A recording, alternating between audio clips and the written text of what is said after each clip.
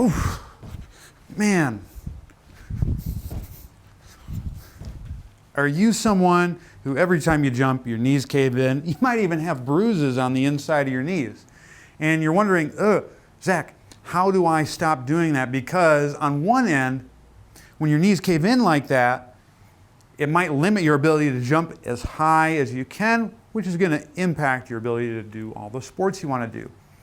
On the other side, if you do that in a situation in game, it might make you more at risk for a knee injury because this position can oftentimes compromise some of the tissues in your knee. Where do I start? You start right here by watching this video. Hi, Dr. Zach Couples from Elevate Sports Performance and Healthcare, and we're going to go into a progression to improving knee positioning when you jump. And there's a lot of variables that can influence why they might cave in. We're going to try to tackle all of those step by step. Now, as I had mentioned before, having the knees cave in when you jump, especially in some type of sport, is undesirable. The reason why it's undesirable is because when you let your knees cave in, you can't access your hips as effectively to push you out of the bottom of a jump, or your quads for that matter. So we want to try to teach you to be able to get into that position and descend down while keeping the knees centered. That's one piece. The other piece, as I had stated to previously, is many times ACL injuries, MCL injuries, those are some of the ligaments that stabilize the knee. A lot of times people will sustain injuries when they forcefully go into that position.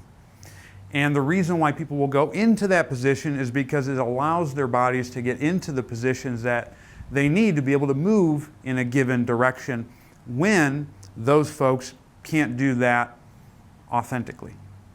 And so we're going to go into several different drills that you can use to better get your knees centered so you can put more force in the ground, jump higher, and do it safely. Now the first thing we have to look at is self. Do I have the range of motion needed to be able to keep my knee centered? A lot of times people may not. So the first drill that we're going to want to do is a high depth squat variation that will help teach us to be able to keep the knees centered and generate force with our quads and our glutes. And we're going to do that right up against the wall. And so what you want to do with this first move is you want to find a wall, and you're going to be about a foot length away from the wall, just like so. And what I want you to think about during this particular move is you're going to get a little tuck of the hips, make sure your abs stay pretty relaxed at this point. Keep weight on your heels. You don't want to lift up like this though necessarily. You want to just keep a little bit of weight on your heels and then slide down on the wall and hold this position right here. Now, to really make sure you're shifting your weight back, because that's going to be a big component with keeping the knees centered, you're going to tuck, get your squat. You can hang onto a chair as you're holding this particular position. If you get it right, you're going to notice your knees, toes, and hips are all going to be in a straight line. Your quads are going to be torched, and you're going to feel some glutes kicking in. We want to hold this position, and you're going to do so for 5 slow breaths, silently in through the nose. Exhale, get it all out. And again.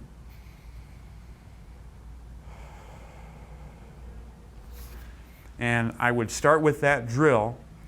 That drill is going to help get your body into the positions needed to be able to keep your knees centered up top. But what happens if you get into a position where you have to get a little lower and then pop out of the bottom? Because the lower you go, the easier it is for the knee to cave in. Well, folks, don't you worry, because I got a drill for you, and we're going to go to that next. Yes, folks.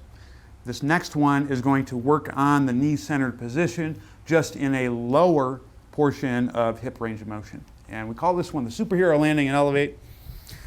If, let's say, your right knee is the one that's caving in, which is actually very common, you're going to bend over at the waist, just like so, in this half kneeling position.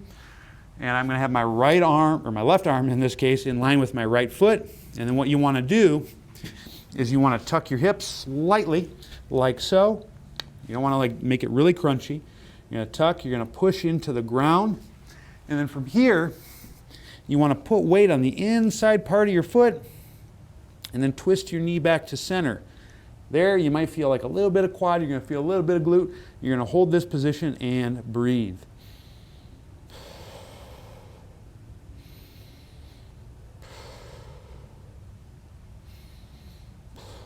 And that would be the second mobility activity that we can use to make sure you got the range of motion necessary to keep your knee from caving in when you jump. Oh, gosh. Have you been there for a minute? Sorry about that.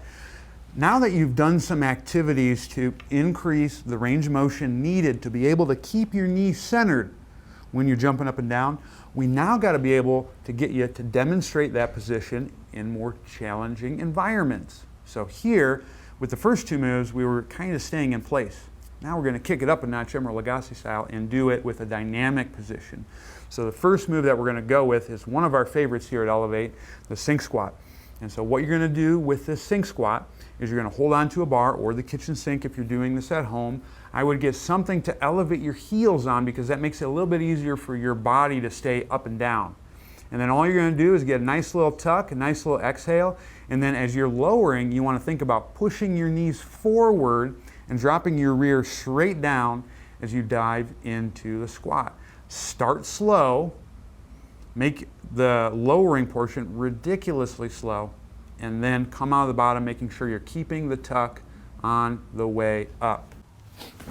Once you've done that, we then want to try to keep the same centered position in a single leg position. What that's going to do is that's going to load the quads and the glutes a lot more locally, which will make you a little bit stronger at keeping that position. For this, we like two things. We first like starting people with a supported step up.